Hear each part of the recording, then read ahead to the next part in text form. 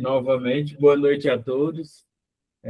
Com bastante alegria que o Citeste, né, retoma aí as nossas lives mensais, né, trazendo sempre um conteúdo técnico, né, estritamente técnico, para ajudar aí os nossos profissionais na jornada de fazer segurança do trabalho onde quer que vá, né?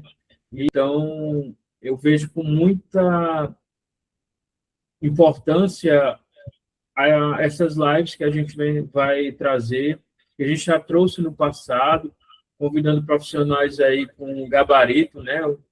Já começando aí a falar um pouco do nosso convidado desse mês. Davi, muito obrigado pela sua disponibilidade, né? Logo que eu pedi, não demorou nem um minuto, o Davi já disse sim, né, no convite e já se disponibilizou com um tema aí de extrema importância. Obrigado e fique à vontade aí, precisando, a gente está aqui no suporte.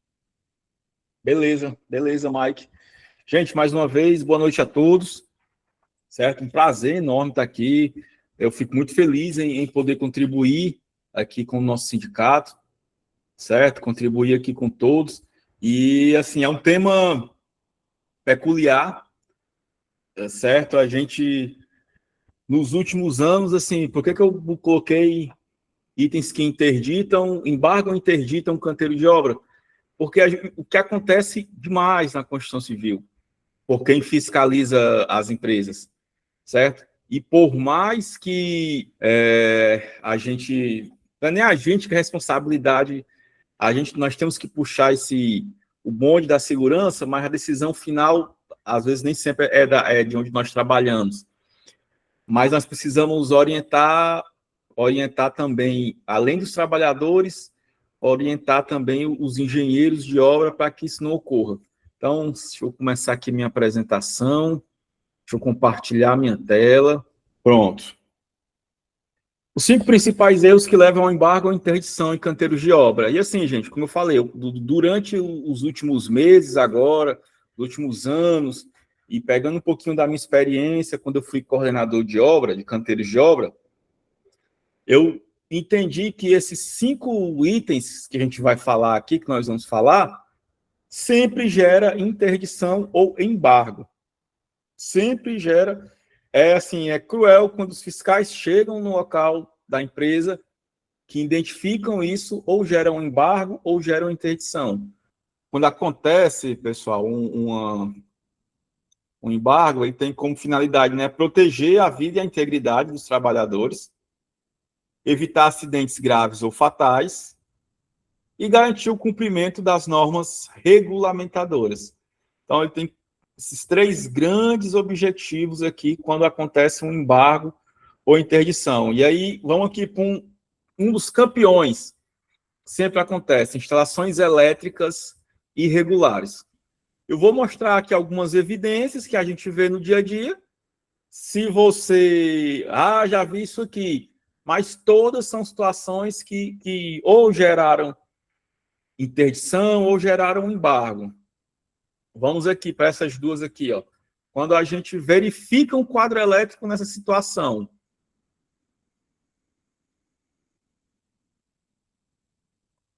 Nessa situação aqui, ó. Sem um quadro elétrico, instalação toda exposta, certo? Aí a norma fala que é proibida a existência de partes vivas expostas. Aqui é passível de um acidente, de um trabalhador tomar um choque elétrico ou algo do tipo. Algumas instalações, certo? Aqui, ó. Essa situação aqui, gente, se você observar bem aqui onde estou aqui com o mouse, ó, o quadro quebrado, e aí teve outro problema, o quê? A tampa de acrílico aqui no quadro. Certo? Deixa eu mostrar aqui uma outra situação aqui para vocês. Quadro de madeira, ligado aqui direto na madeira, ó. Extremamente proibido, certo? Não pode por quê, Davi? Porque a madeira, ela é passível, né? Se tiver um curto-circuito, pode gerar uma combustão. Então, o quadro, ele pode ser revestido, ter uma proteção, mas aqui tem que ser aquele quadrozinho de PVC normatizado pelo Inmetro. Olha aqui como é que o rapaz colocou a questão do diagrama, né? Escreveu aqui o diagrama. E aí volta a falar de novo, a tampa de acrílico. Essa tampa protetora de acrílico, gente, os fiscais estão batendo demais nessa tecla. Nessa foto aqui, ó, foi uma situação que eu passei, a obra estava embargada, a obra estava 100% embargada aqui, e faltava somente essa tampa de acrílico. E a empresa deixou passar. Quando foi a fiscalização, o fiscal não libera sem a tampa. Correram lá e correram e colocaram a tampa de acrílico.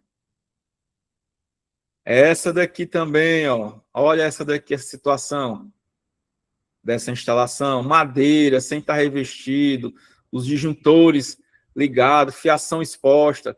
Tudo isso aqui, gente, é vivência de obra que a gente encontra por aí. Outra situação que acontece muito também, falta de aterramento elétrico. As máquinas, elas precisam ter o aterramento elétrico, e para isso que existe o projeto elétrico do canteiro de obra, que está lá na NR, que é um anexo do PGR, e o aterramento. Dentro do projeto, por exemplo, eu trabalho com projetos elétricos, e aí a gente sempre especifica quantidade de aterramento que tem, quantas hastes tem que ter, como tem que ser essa ligação, o cabo. Geralmente, nos últimos anos, certo? Geralmente é muito comum a pessoa entender que só uma haste está aterrado. Não, está aterrado.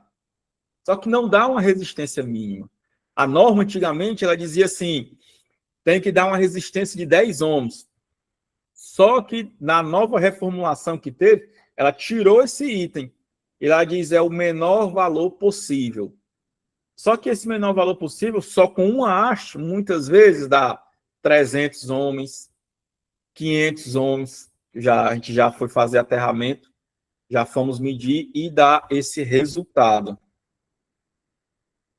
E aqui um quadro elétrico bacana, né? Tudo identificado.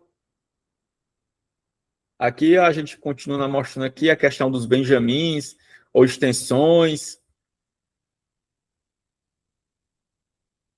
E aí, como eu falei ainda há pouco, né? Tem que ter um projeto elétrico com a RT, os quadros elétricos devidamente sinalizados com seus diagramas unifilares. Aqui é a tampa que eu falei, ó. Para aqueles, essa aqui já é uma tampazinha, acredito, metálica. Para aqueles outros quadros que nós vimos ainda há pouco, o ideal é que seja de acrílico, que se tem muito no mercado. A utilização dos DRs, a NBR 5410, ela especifica que em áreas molhadas tem que ter a questão do DR.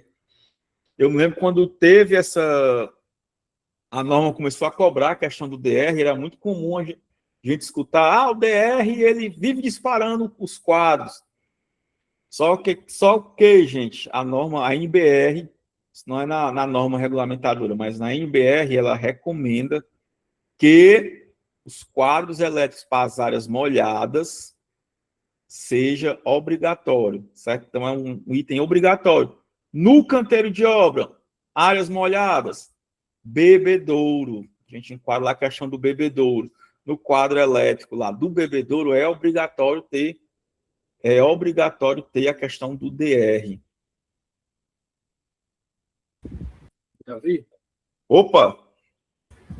Quer fazer uma contribuição aí nesse Pode sim, meu amigo. Pode sim. Só para fazer um pequeno ajuste, quando a gente fala de acrílico lá na proteção de partes vivas lá no quadro, na verdade deve ser policarbonato. O nosso acrílico ele não é resistente ao fogo, ele não é autoextinguível. Já o policarbonato sim, então não dá certo também usar o acrílico do quadro elétrico, porque ele pode propagar chama. Valeu. Muito boa colocação, Mike. Gente, aqui eu conheço um fiscal que ele diz assim, sempre diz assim, para cada 10 andaimes montados, 13 estão errados. Né? Porque é um dos itens campeão de regularidade. É um item campeão de regularidade, questão de andaime. Na nova NR18, é o item 18.12, que fala, e aí um dos itens aqui essenciais que ele fala, a questão do projeto, todo andaime, gente, certo? Tubular, fachadeiro, cadeirinha, andaime suspenso, obrigatoriamente tem que ter o projeto de montagem, projeto, análise de risco, procedimento operacional. Os 3 documentos chaves aí que precisa ter e que nas fiscalizações os fiscais sempre cobram esses 3 itens. Então, das grandes irregularidades que a gente encontra, a ausência de projeto não disponível no canteiro de obra, certo? Fabricante ou empresa não regular. Tem que ter também a questão do registro formal, certo? O andaime está liberado? Não está liberado? Esse registro lá, deixado lá, fixado no andaime, principalmente nos andaimes tubulares e fachadeiros, certo? A NR18 lá deixa explícita essa questão. E aqui são algumas situações, né, gente? Dos principais erros que a gente encontra por aí é o andaime nunca ter o piso completo, andaime solto. Aqui mostra um andaime correto, né, com escada, piso completo, rodapé, guarda-corpo. Aqui é outro modelo de andaime correto. Esse modelo aqui já é um andaime mais tipo fachadeiro. Esse daqui é o que a gente chama andaime tubular. Ou a sapata dele pode ser de rodas com travas, ou sapatas, aquela sapata que sem ser com rodas, as travas de ligação, escada de acesso, as travessas diagonais para que evite que o andaime ele feche, piso completo, guarda-corpo e a porta aqui. O andaime tubular, gente, é assim, com a minha experiência, é o que eu vejo, é o que dá mais trabalho. Eu presto consultoria para um cliente que eles alugam todas as peças, tem todas as peças dos andaimes. Só que aí a galera, quando vai montar, o que a gente vê por aí? O cara até monta correto, mas vai desmontar uma torre. Aí deixa a peça para um lado, deixa a peça para o outro. Vamos montar de novo. Aí quer pegar o mais fácil, aí monta errado. Aí lá a gente chega para inspecionar, ó, tá errado, tem que descer, para aí todo mundo. Desce, tem que montar o correto. Então, o andaime tubular, gente, é um dos campeões mesmo de, assim, em canteiros de obra, que é montado de forma irregular.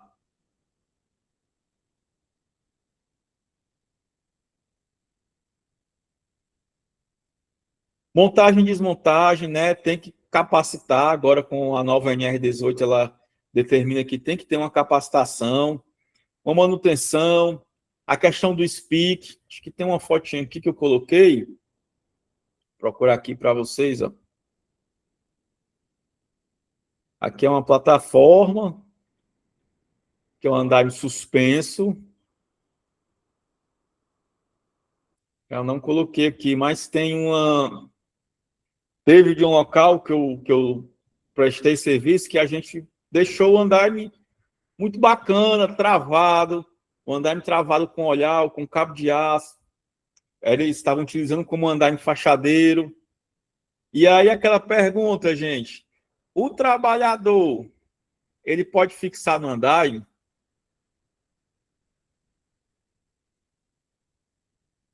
que é que vocês acham? Pode ou não pode?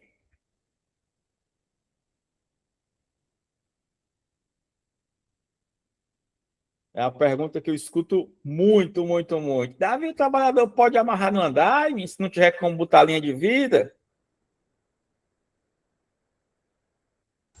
A Daniela que está respondendo depende. Opa! Opa, depende, gente. Se o andaime ele estiver travado, fixo, se ele estiver fixo, travado, não, eu não consigo enxergar, que evite qualquer tombamento, eu não consigo enxergar a impossibilidade. Agora, se o andaime não está travado, ele balança, certo? Ele balança muito o trabalhador lá em cima. Não oferta segurança aí de hipótese nenhuma, eu recomendo a questão de você travar, você fazer esse travamento. Beleza? Máquinas e equipamentos, gente. Gente, diferentemente de andaime, diferentemente de instalações elétricas, máquinas e equipamentos, eles vão dar uma interdição, que é uma interdição pontual naquele local, certo? E aí eu vou falar aqui, eu preparei aqui as principais máquinas que geram, os principais itens que gera interdição em canteiros de obra. O item 18.10, né, que trata a questão de máquinas e equipamentos. E aí alguns itens, né, questão de manual, o manual está em português. Eu recordo quando começou a chegar esses elevadores cremalheiras que vinham da China, as empresas não queriam, as empresas chegavam e davam aqui o manual. Aí, rapaz, não, você lê mandarim não, mano. Sou português, não, tem que traduzir. Aí começou aquela briga, tem que traduzir, até que, assim, teve empresa que forneceu também para o Ministério do Trabalho, ao Ministério do Trabalho, não aceito, pode traduzir. E aí eles tiveram que traduzir os manuais hoje, assim, dificilmente você encontra um manual que não seja em português. Atender as condições, as máquinas com identificação. Então, aqui, ó, vamos aqui para 2 exemplos, a betoneira e uma serra circular. Serra circular aqui, ó, com as correias, sem coifa protetora, sem um botão liga-desliga. Betoneira aqui da mesma forma, sem uma coberta, sem proteção nas correias. Então, aqui é um equipamento que possivelmente interdição na certa. E aqui, gente, são os itens assim obrigatórios que tem que ter. Hoje em dia, o botão liga-desliga aqui, ó, com essa sinalização, que é um dispositivo que tem na NR12. Dispositivo de parada, que está aqui, ó, que esse vermelhinho, obrigatoriamente tem que ter essa chave. Eu já vi empresa equipamento ser interditado porque só tinha o dispositivo, não tinha a chave. Porque em algum caso de emergência que acionar, uma outra pessoa pode chegar e acionar o dispositivo para funcionar. Certo? E essa chave tem que ficar com o operador. Tem que ficar com o operador. Então, é um item obrigatório esse dispositivo aqui com chave.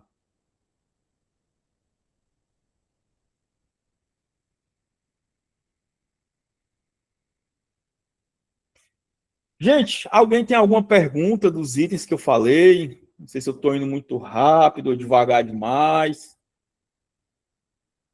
Se alguém tiver alguma pergunta, pode complementar. Eu tenho uma pergunta, Davi. Em relação à questão da parte elétrica, né? Rabicho, afinal, pode ou não pode? Eles pegam muito isso aí, porque assim, o que a gente vê é que, assim, geralmente eles fazem, né, na construção civil, eles fazem para facilitar, né? Às vezes é até, assim, a olho nu, a gente não vê nenhum problema, né? Mas pode. Nem na NR18 e nem na NR10 ela vai falar a questão do rabicho. Pode ou se não pode. Numa situação como essa, os fiscais eles vão observar muito a questão como é que está esse rabicho.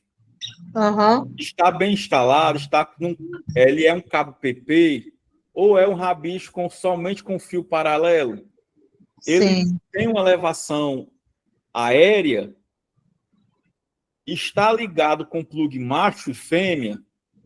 Aham. Então, assim, tem muito essa questão. Não vai dizer nem que sim e nem que não.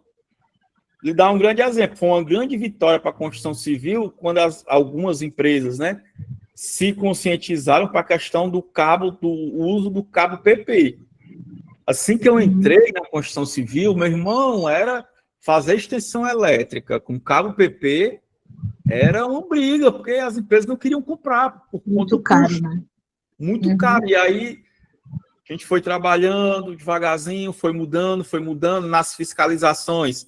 Eles sempre recomendavam a questão do cabo PP, porém, todavia, contudo, quando o fiscal encontra um cabo PP, exemplo, nós estamos em período chuvoso, encontra o cabo PP dentro da água, cara, pode esperar que vai ser uma infração. Por mais que o cabo tenha essa resistência, não é para estar dentro d'água. Instalação elétrica, o ideal é que ela esteja aérea, chegando lá para o trabalhador. Então, a gente tem que ter esse cuidado. E aí, assim, rabicho, eu já tive fiscais que viu e pediu conserto, como eu tive fiscais em fiscalização que viram e não, olhou, cara, tá instalado tudo legal, não consigo enxergar assim, uma proibição.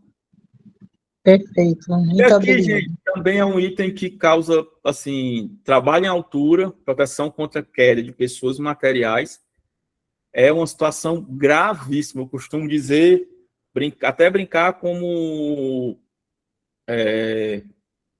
as infrações de trânsito, infração gravíssima vezes 10, que é, se tiver algum problema, é paralisação na certa.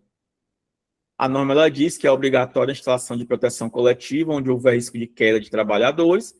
E aqui, como eu estou mostrando para vocês na foto, as bandejas, guarda-corpo, sistema SLQ, aqui as aberturas de piso, certo? Aqui sem proteção nenhuma. Aqui já feita a proteção, sem proteção nenhuma, aqui, ó, risco de queda gravíssimo, gravíssimo. E aqui na porta do elevador, travado com folha de madeirite, proteção aqui com a folha inteira, acima de 1,80, com 3 travamentos. Excelente, excelente. Proteção com guarda-corpo aqui.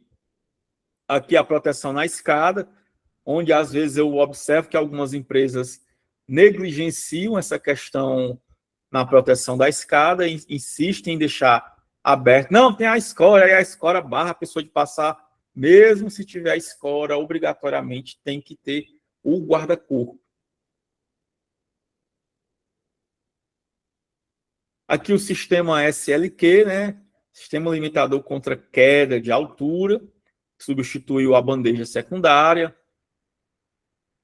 bem instalado com suas redes. E aí precisa-se ter, né, análise de risco para trabalho em altura, o APR, que está lá na NR35, e aí eu vou fazer um adendo aqui, galera. A NR35, ela diz lá os itens que tem que ter na análise de risco, que você precisa ter essa atenção.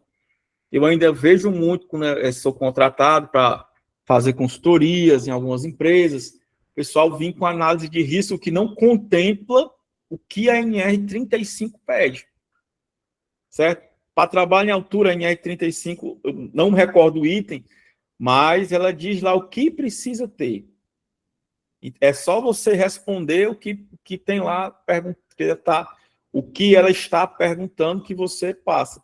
Sem essa análise bem feita, você pode ficar passível de auto de infração. Permissão de trabalhos, projetos de proteção coletiva, registro de treinamentos, exames médicos, um checklist de inspeção e um procedimento operacional. E aí agora a gente vai para o SPIC, né? O SPIC, sistemas de linha de vida, que também é um requisito obrigatório, principalmente para essa fase aqui de estrutura.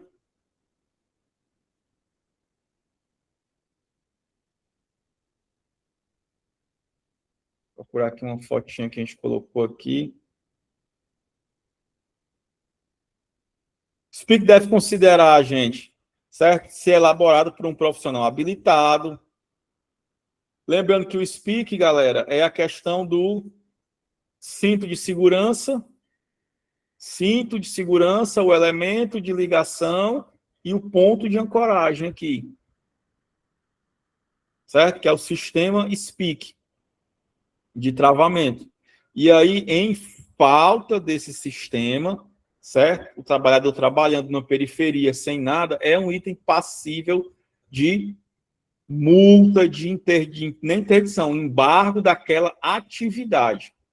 Aquela atividade possivelmente poderá ser embargada.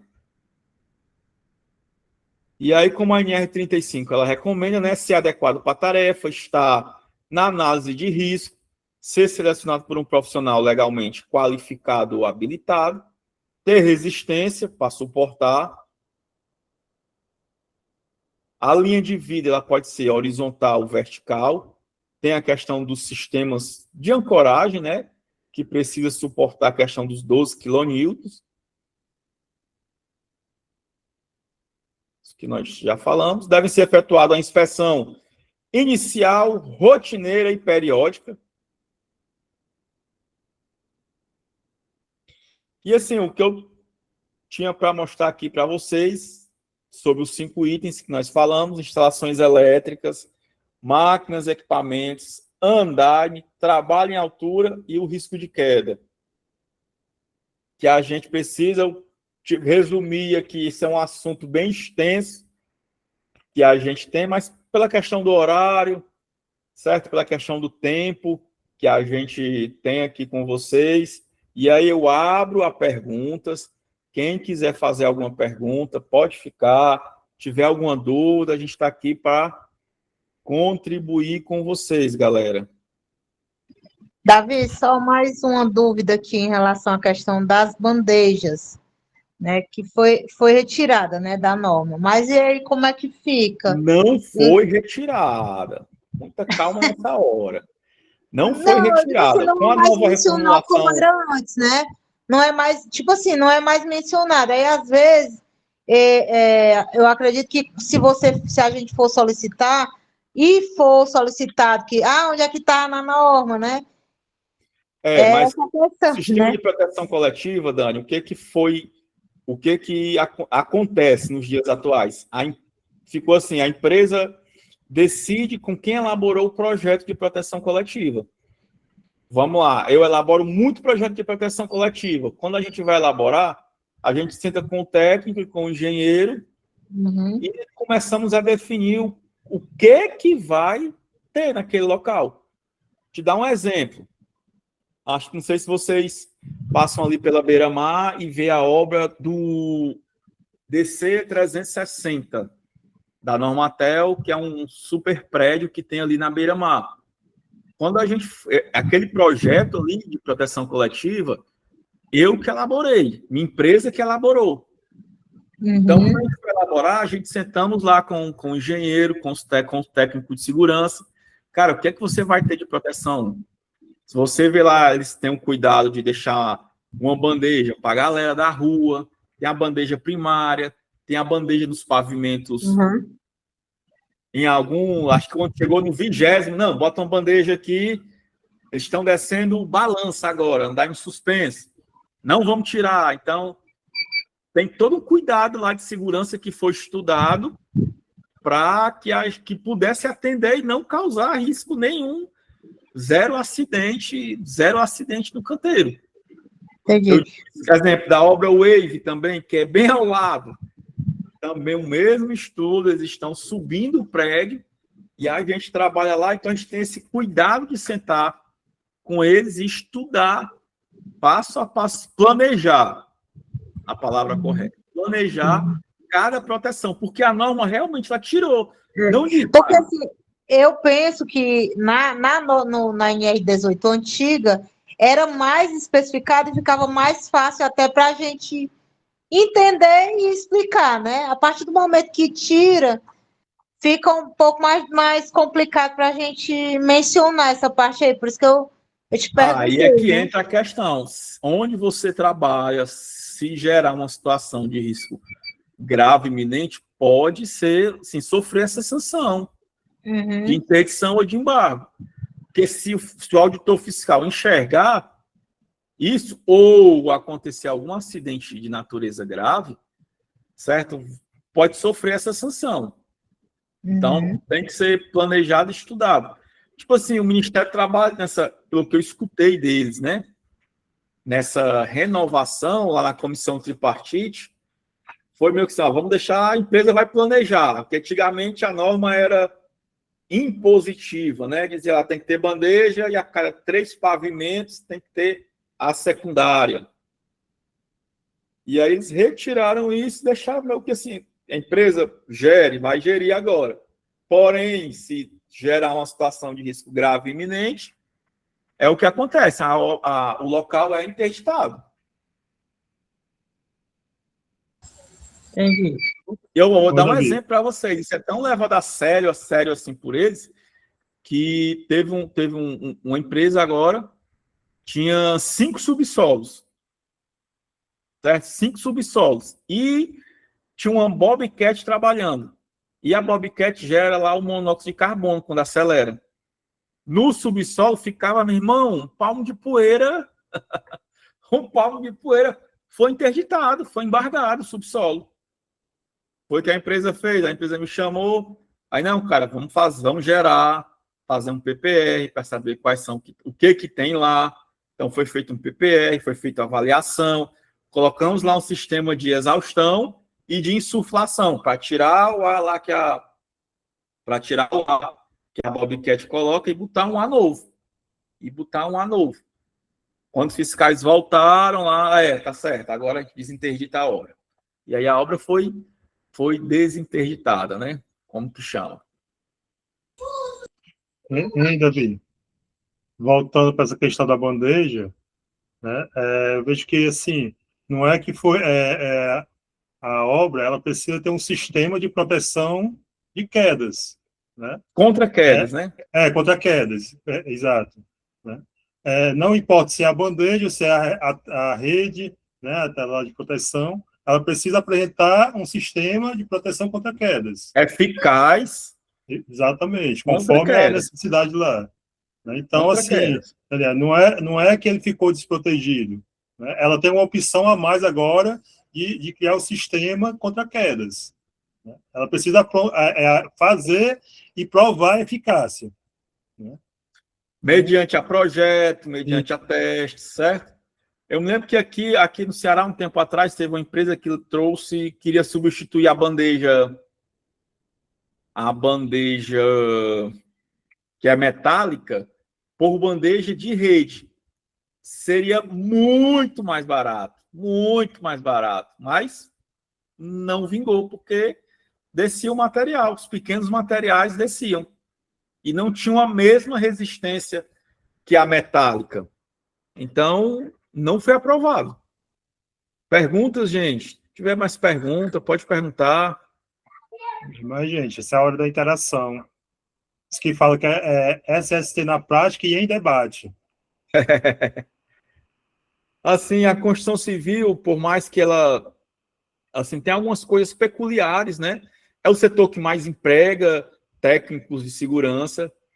Eu estou nesse setor desde 2005, que eu atuo nesse setor, certo? Comecei, assim, até brinco assim, que eu já fiz várias promessas, nunca mais eu vou voltar para a obra, não sei o quê, o dia a dia a gente se enfurece, mas quer queira ou que não, tem muito serviço, tem uma demanda até que eu considero reprimida, de assertividade, certo? Para ser assim, assertivo, principalmente quando ocorre um embargo ou uma interdição no local. Nem todo mundo que, às vezes, consegue entender, fazer o termo correto, ver como é o passo a passo para desinterditar uma obra. Tá aí um outro tema, viu, Davi, Mike? Davi, pegando o teu gancho aí, qual a diferença? Eu acho que é bem básico, mas às vezes é como foi dito, o óbvio precisa ser dito. Qual a diferença de embargo e interdição? Vamos lá. A interdição, gente, geralmente ela é aplicada em máquinas, como eu falei, nas máquinas, certo? Uma máquina que está sem uma proteção, betoneira que está sem uma coberta. Outro item que você acabei não colocando, gente, o dispositivo de parada rápida da serra circular. Uma serra circular que passa mais de 20 segundos para parar, cara, se pecar aí numa fiscalização, vai ser interditado. Vai ser interditado. Ela tem que parar em menos de 20 segundos. Apertou o botão, ela tem que ter um freio automático. Tem que ter um freio automático. Hoje em dia, os fiscais batem demais. Então, se ela não atender, ela vai ser interditada. O embargo, ele pode ser parcial. Exemplo, foi embargado o 10º pavimento. Foi embargado a coberta. Foi embargado as varandas do prédio. É um embargo parcial. Ou, se a situação for muito feia, o embargo total do canteiro de obra. O embargo total do canteiro de obra.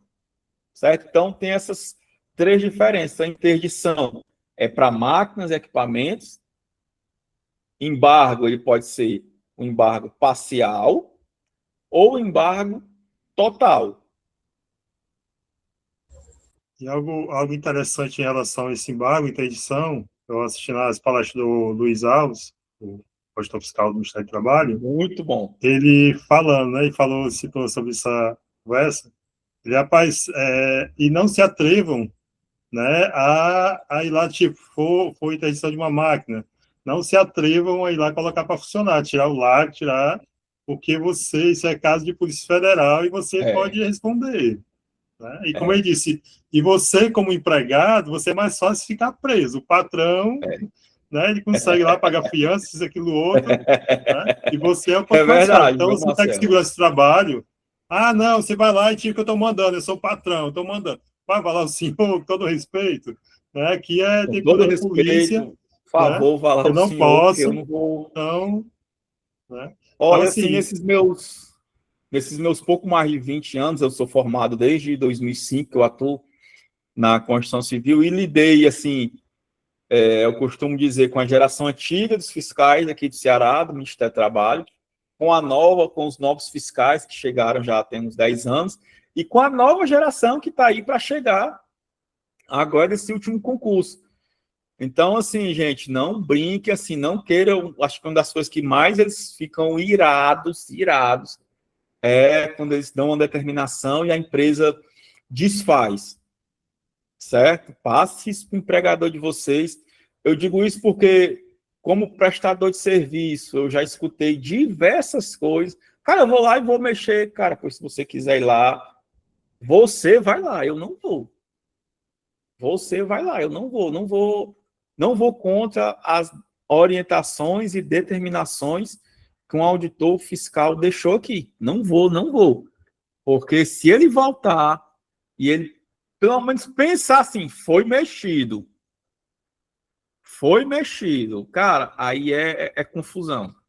Porque ele pode não liberar a obra. E uma interdição, eu sempre passo isso para os meus clientes. Ao final de cada relatório que eu faço, eu digo, isso aqui pode gerar um embargo. Isso aqui pode gerar uma interdição. Então, cuidado. Ninguém sabe quando a fiscalização vai chegar à sua porta. Você não sabe quando eles vão chegar. E aí eles vão interditar. Deixa eu dar um exemplo aqui, galera, de um acidente fatal que eu acompanhei. Um grande acidente que teve aqui em Fortaleza. Para começar, o canteiro de obras ficou 45 dias interditado.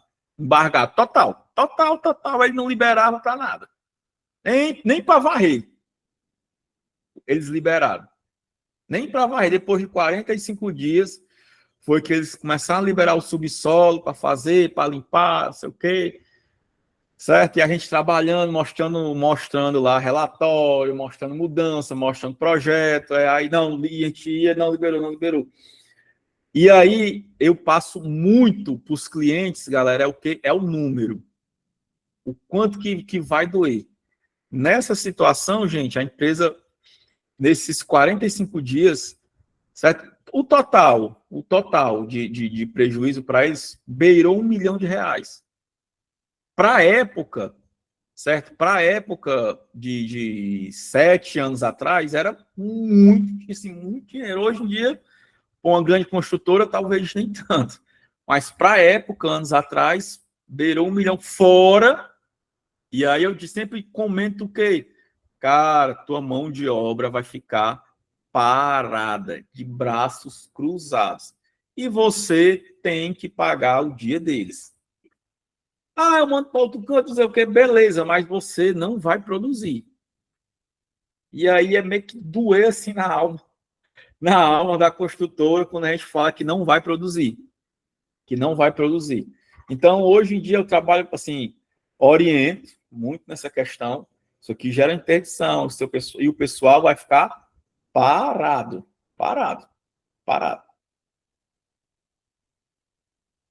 Perguntas, gente, perguntas? David, uma pergunta aqui para fazer. Com relação aí às condições sanitárias de vivência, né? Não sei, os auditores, eles podem embargar, interditar, porque às vezes existem situações degradantes, né, em obra de construção civil. Podem sim, existem. E como existem?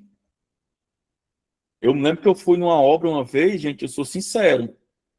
O banheiro era tão fedorento, uma situação tão periclitante que eu não tive coragem de fazer. Ali o número 1, que a gente chama ali, aquele pipi, que eu não tive coragem de fazer. Estava ali apertado. Aí eu, não, macho, eu vou no outro canto. Porque não dava para fazer. Assim, de podridão, de não ter zelo com os caras, de não ter o zelo, um local apropriado para os caras fazer a necessidade deles, certo? A gente ainda, assim, hoje em dia é mais difícil, mas a gente ainda encontra, certo? Hoje em dia, assim, muito por conta das ISOs, por conta de fiscalização, as empresas, quando vão começar canteiros, ou botam logo um container de área de vivência, ou banheiros químicos, certo? Falando de construtoras médias a grandes.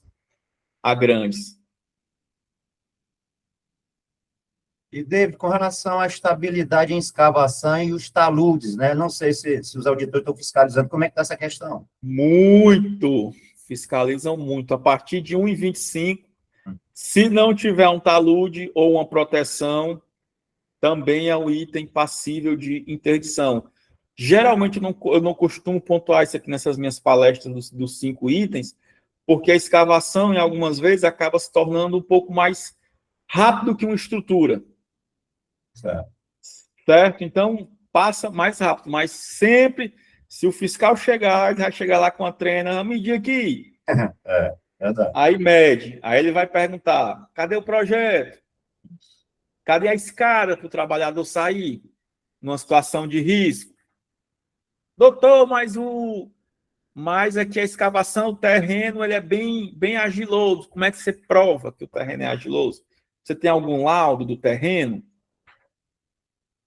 E na norma fala isso.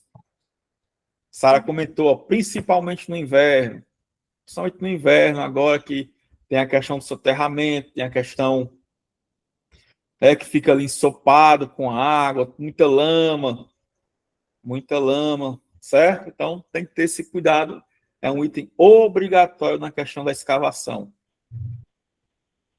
David, eu me lembro que houve um tempo, uma época aí, que houve muitos acidentes na construção civil aqui em Fortaleza. Eu me lembro que em 2024, acho que foi em 2024, houve uma força-tarefa com 30 auditores fiscais aqui, que resultou no embargo de diversas obras públicas, né, e privadas também na capital cearense, incluindo as frentes de serviço da linha leste do Metrofrota, devido aos riscos que aconteciam lá. Não sei se você chegou a trabalhar ou acompanhar alguma coisa desse tipo. Prestei alguns serviços, eram fiscais que, assim, Quando o pessoal entrava em contato comigo, aí, exemplo, eu conheço os que atuam na construção civil.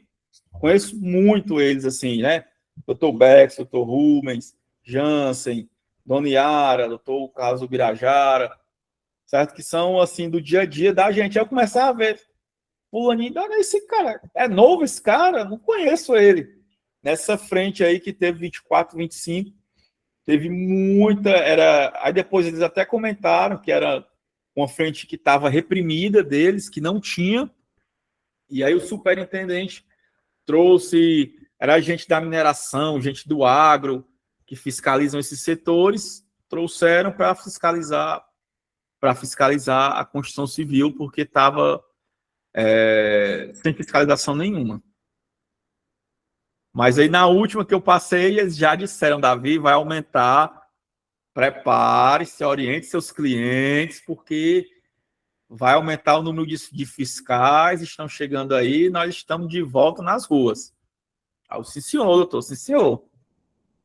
Sim, senhor. Às vezes o técnico de segurança ele tem medo do fiscal chegar na obra, chegar na empresa, né? Não tenha medo do fiscal chegar na empresa, né? O que é importante você ter, irmãos, você ter os relatórios, ter tudo que está pendente, então, não conforme você ter esses relatórios, essas informações, né, para o empregador, para o responsável ali.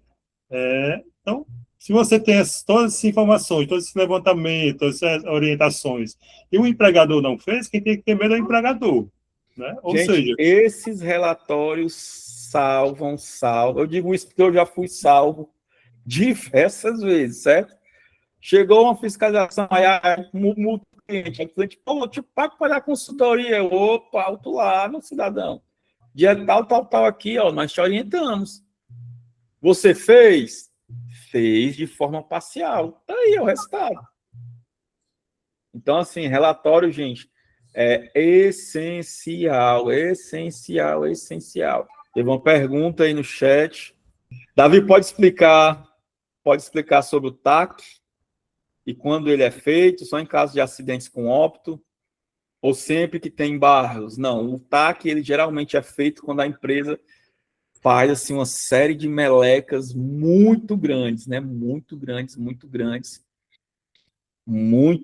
mesmo, ou geralmente um TAC assim a nível Brasil, uma empresa que é a nível Brasil e ela não se ajusta e aí é gerado esse TAC, certo? Tem um exemplo de uma grande construtora que chegou a cair na questão de trabalho escravo, porque ela terceirizava muito trabalho e aí não dava condições de alojamento. Gente, alojamento, se você não der condição, você ganha um trabalho escravo e para tirar o seu nome do trabalho, nome da construtora, né, de um trabalho escravo é muito complicado. É muito complicado. Certo? Então assim, essa mudou, a construtora mudou o perfil total. Aí ela fornecia os alojamentos, alugava casa, assim, mudou a nível Brasil, porque ela é uma construtora grande a nível Brasil. Então, eles mudaram, assinaram um TAC, né, um termo de ajustamento, com o Ministério do Trabalho, e mudaram, fizeram um grande investimento e mudaram tudo a nível Brasil. Realmente se ajustaram. ou seja, né, segurança do trabalho ela gera valor, né, gera imagem positiva para a empresa, né? A partir do momento que ela não atende os requisitos mínimos, que é ter o trabalhador e não ter um alojamento, não ter condições mínimas para esse trabalhador estar ali em descanso, ali no momento de refeição, né, até o momento de descanso, né, realmente E até porque análogo à você tirou o trabalhador da sua casa, né? Está levando para um outro local.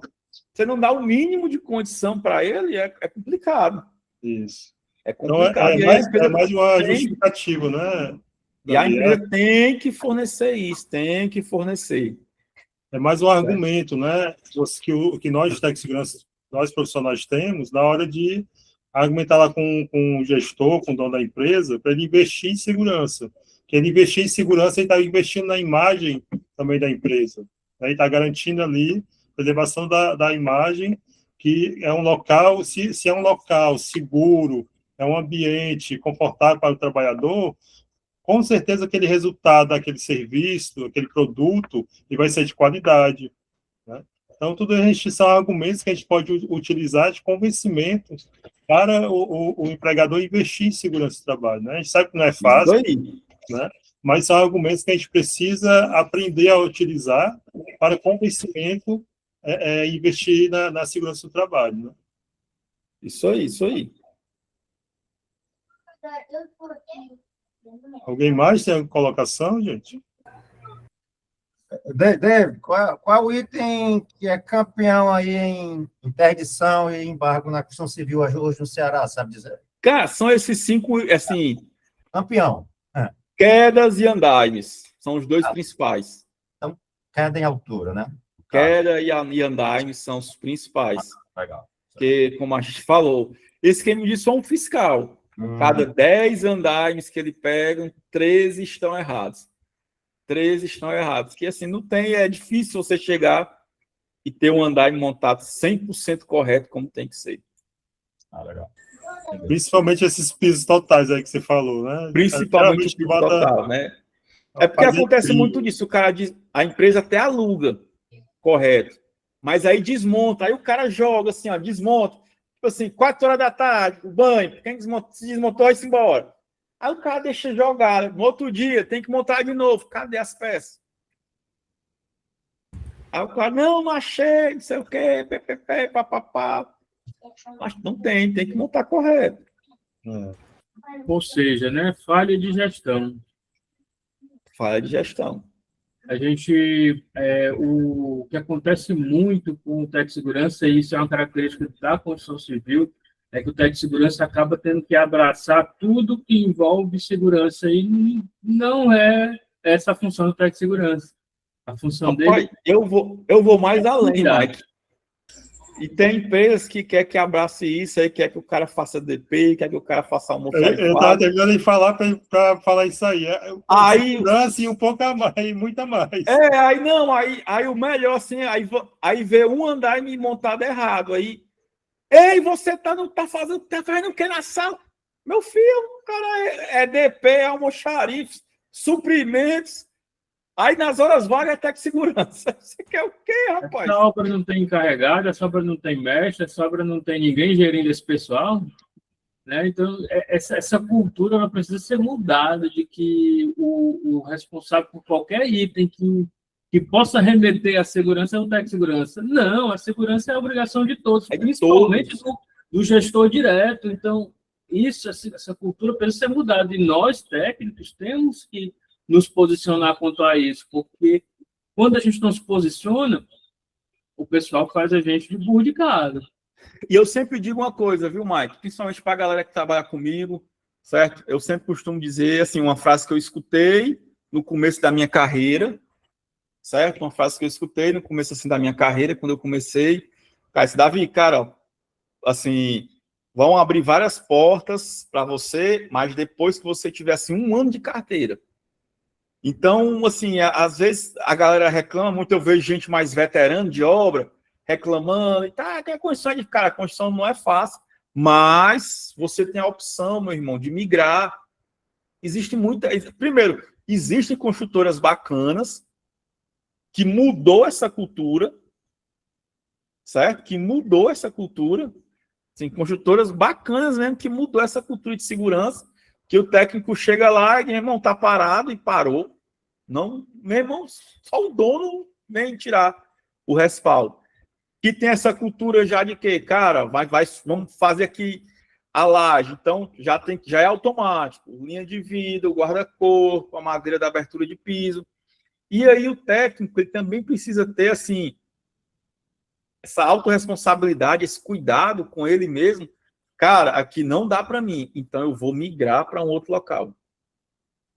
Certo? Eu vou migrar, eu vou para outra empresa, assim, se capacitar, mudar, se tornar uma pessoa mais empregável, aumentar o seu leque de network para ir para um outro local.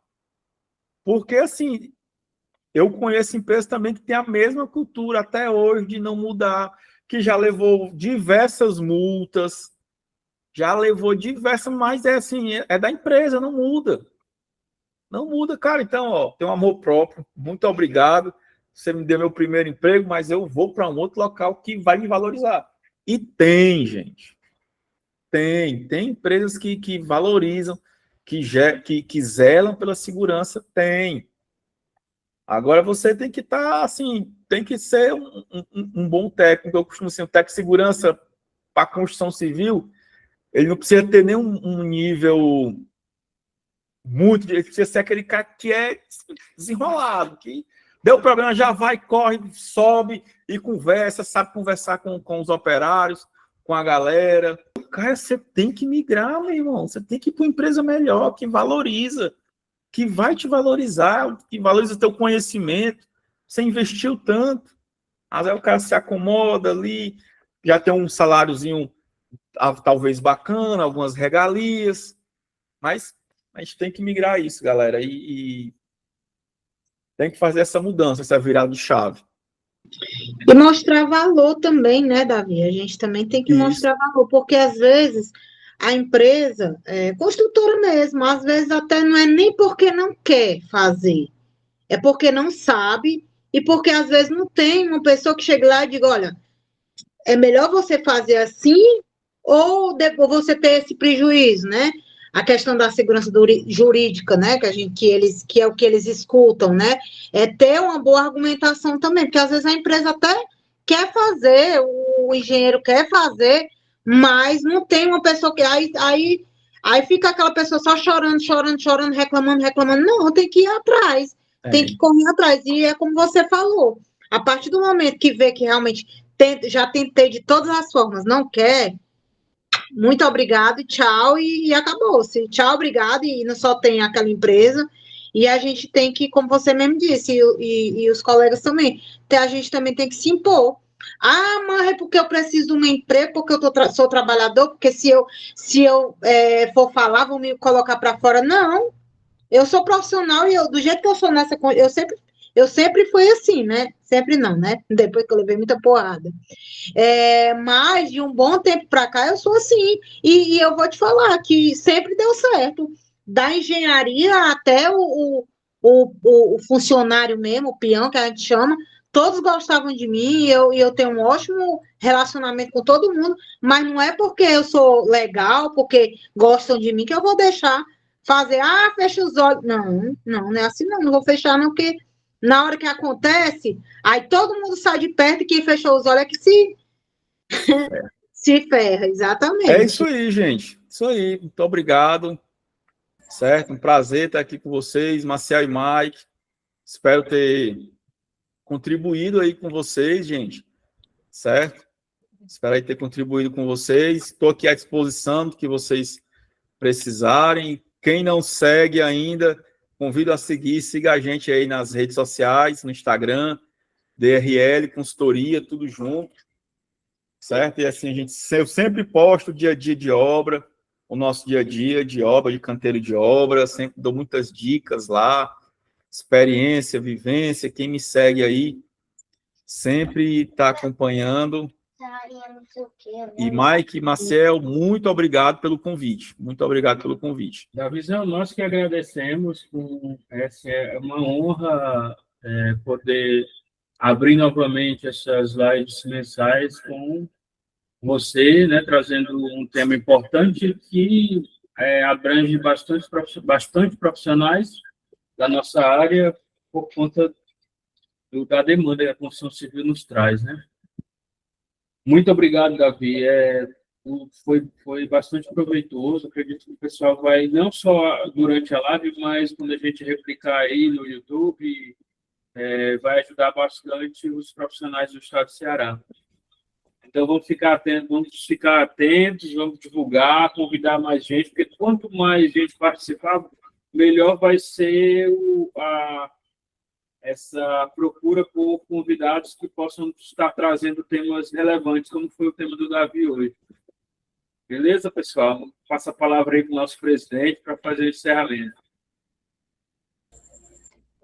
Valeu, Mike. Só reforçar aqui também que a gente está com a participação aqui do Júnior Carneiro, que também é nosso diretor do Sinteste. tá certo? Além de mim, do Mike. Agradecer mais uma vez, Davi, sempre a parceria aí, né? A gente já fez essas lives, já realizamos cursos também, né? E de repente é até um tema que a gente pode aí fazer abordagem de um curso presencial, né? Sim, sim. Dependendo da adesão do pessoal, a gente pode fazer essa proposta e ver como é que fica a adesão, de repente, porque também é uma ideia da gente fazer esses cursos de capacitação, certo? No demais, agradecer a todos e todas que participaram, né? Esse momento aqui é para vocês, é pensado para vocês, né? Então, a participação de vocês é de suma importância, como o Mike falou. Quanto mais gente participar, mais atrativo fica para os convidados que a gente for fazer, né? Que a gente sabe que o pessoal quer o público, né? Precisa do público. Então, assim, eu faço com 2, eu faço com 1, faço com 3, faz, mas se tiver 20, 30, 40, é melhor ainda, porque, né, está compartilhando o conhecimento dele com mais gente, o serviço dele com mais gente, então é legal, é gratificante para todos ganham, né?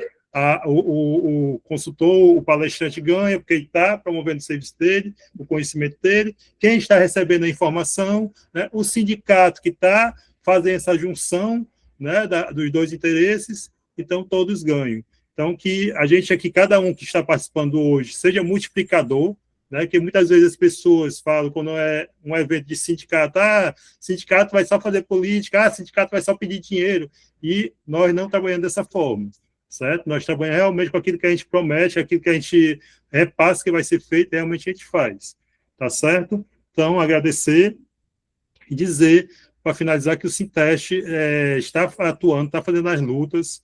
A gente sabe que a grande demanda dos técnicos, quando se fala aí nos grupos, é em relação ao piso salarial, e, infelizmente, através de lei, né, seja federal ou estadual, isso ainda está distante, porque a gente não é organizado, porque a gente não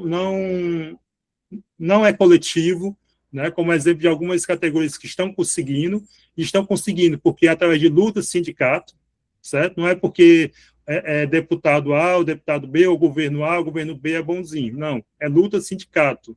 Esse piso de enfermagem, agora Gari que está conseguindo também, através da luta sindical, os fisioterapeutas, está também em trâmite, através de luta sindical. Então, se a gente não abrir a consciência, não ter a consciência de classe, que é através dos sindicatos que a gente consegue se organizar e consegue melhorias, nada vai andar, nada vai para frente, né? A gente se teste, mesmo com a pouca adesão da categoria, está avançando, né? A gente já conseguiu aí, estamos fechando acordo coletivo com a Apvida, né, renovando pelo 2º ano, conseguimos ganho no valor do vale-refeição, que até em pouco tempo era R$14, em 2 anos de convenção, de acordo coletivo que a gente já tem, de R$15 passou para R$21 esse ano, né? Então é um avanço, é um ganho, mais de 30% de reajuste no vale-refeição, né? Estamos lutando aí a questão dos hospitais particulares, né? Abriu o dissídio da Justiça do Trabalho, né? E, graças a Deus, na última audiência, o promotor que foi lá botou quente, né? E até então o patronal que dizia que não tinha negociação já abriu o canal de negociação. Próximo dia 8 de abril já vamos ter negociação com o sindicato dos hospitais particulares, né? Daqui a pouco estamos aí iniciando negociação com a construção civil leve. Também vamos insistir na implantação do piso salarial, certo? Então, assim, o sindicato está atuando, né? Agora falta o quê? A categoria participar. E participa como? Nesses momentos, se filiando. O valor da filiação é R$10 mensal, gente. É um valor simbólico, só para dizer mesmo que não é... Você não está lá sem contribuir, até porque a gente precisa de recursos para fazer as ações, né? Então, eu já E falei assim, demais. gente, Marcel, me permita aqui só um adendo. Claro. Certa vez, eu estava com uma colega que teve um problema, uma colega até de segurança, que teve um problema com a questão da rescisão dela. Eu entrei em contato com o Marcel não perguntou nem se ela era sindicalizada. Resolveu o problema da moça, certo? Resolveu o problema da moça. Então, assim, veja a importância de você ser sindicalizado, de você estar atuando em parceria com o sindicato da categoria. Exatamente, Davi. A gente não faz distinção, quando vem a nossa procura, a gente não pega, você é filiado? Não, a gente não pergunta, qual é o problema, a gente busca resolver. Inclusive, Davi, aquele caso, acho que foi até você que falou do Tec Segurança, né, que houve com o sindicato dos trabalhadores da construção civil leve, né? Sim. A gente já teve andamento, né, apesar que a gente sabe que a gente não defende nenhum tipo de agressão física contra ninguém, né, isso não é o posicionamento do sindicato, né, mas como houve aquela divulgação contra o Tec Segurança, mesmo ele não sendo sócio, a gente foi lá atrás para resolver, tal, e hoje teve andamento no qual a juíza determinou que todo vídeo que tivesse a imagem dele lá através do sindicato fosse retirado das redes sociais, né? Fosse Instagram, TikTok, a juíza determinou que fosse retirado, que ali prejudicava a imagem dele, né? Então, assim, a gente, no momento, perguntou lá para o Tec se ele era sócio ou não. A gente foi em frente, né? A ação, fez a ação e tal, e está aí. Né? Dia 30 vai ter a audiência para outros programas, né? Mas é isso, o sindicato vem fazendo as ações, vem trabalhando. Agora, se não houver a participação do trabalhador, vai ter um momento que a gente não vai ter como mais fazer. Né? Que tipo, só para a gente finalizar, o sindicato dos hospitais particulares, eles argumentam o quê? Que nós somos categoria pequena. Né? São poucos trabalhadores, não tem como fazer conversão com eles, não, desembargador. Né? Olha só. E realmente a gente tinha poucas informações, as informações que eu consegui em relação a salários, coisa do tipo, foi através do CAGED, porque a gente vai procurar o Tec Segurança do Trabalho, eles não nos falam, eles acham que a gente está querendo saber o salário deles por saber, mas não é, a gente pede informações para a gente ter informações reais, porque é o quê? O patronal dos particulares quer que a gente feche uma convenção com o valor do salário dos filantrópicos, no qual a realidade não é essa. Tipo, o filantrópico paga 2.400 e pouco. O particular já paga 2.800. Então, como é que eu vou fechar uma convenção com valor real abaixo? Né? O valor piso salarial abaixo do que realmente já paga, certo? Então, só para finalizar, gente, que a gente seja sementinha para multiplicar esse momento e que os próximos venham mais gente. Obrigado, Mike. Falo demais. Encerrado, pessoal. Boa noite, bom descanso a todos. Boa noite, meus amigos. Tchau, tchau.